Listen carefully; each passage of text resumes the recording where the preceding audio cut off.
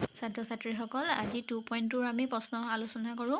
1 নম্বৰৰ প্ৰশ্নটো কৈছিলে দুটা সংখ্যা আছে 5:7, সৰুটো ডাঙৰটোতকৈ 12 কম হয়, তেতিয়াহ'লে সংখ্যা দুটা উলিওৱা।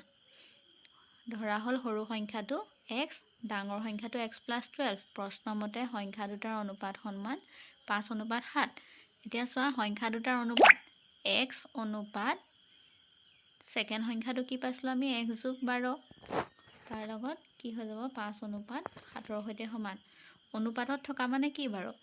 ধৰা a অনুপাত b, aটো ওপৰত লিখিবা, bটো তলত।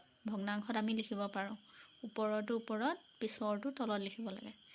x তলত x + 12 সমান 5 আগত আছে ওপৰত হ'ব, 7টো তলত হ'ব।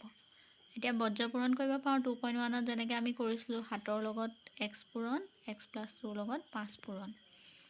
7x সমান 5 পূৰণ x + 12।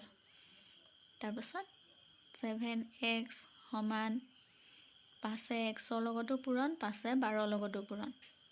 5 পূৰণ x যোগ 5 পূৰণ 12। বুজি পাইছা চাগৈ? সমান কি হ'ব 5x, 5x ইফালে যোগ হৈ আছে, ইয়ালৈ আহিলে বিয়োগ হৈ যাব।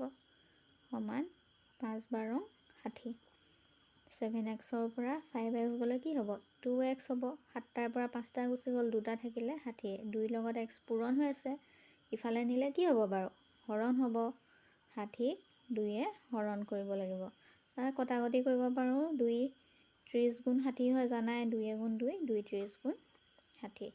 মানে কি পালোঁ আমি? সৰু সংখ্যাটো 30 বুলি পালোঁ, কাৰণ ওপৰত আমি লিখিছিলোঁ।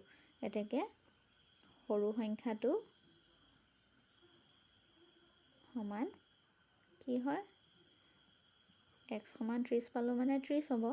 আৰু ডাঙৰ সংখ্যাটো কি আছিলে বাৰু? সৰুটোতকৈ 12 ডাঙৰ আছিলে নহয়। 30ৰ লগত আমি কি কৰিব লাগিব? 12টো যোগ কৰিব লাগিব। ডাঙৰ সংখ্যাটো